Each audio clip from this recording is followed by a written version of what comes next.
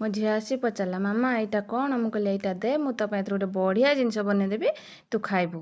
ତାକୁ ନେଇ ସାଙ୍ଗେ ସାଙ୍ଗେ କାଟି ତାକୁ ଧୋଇ ସଫା କରି ସେଥିରେ ସ୍ୱାଦ ଅନୁସାରେ ଲୁଣ ଆଉ ହଳଦୀ ଦେଇ ତାକୁ ଭଲ ଭାବରେ ସିଝେଇ ଦେଲି।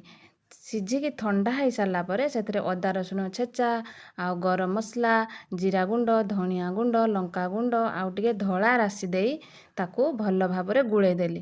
ଗୋଳେଇ ସାରିଲା ପରେ ସେଥିରେ କର୍ଣ୍ଣଫ୍ଲୋର ଦେଇ ଆଉ ଥରେ ଭଲ ଭାବରେ ତାକୁ ଗୋଳେଇ ଦେଲି।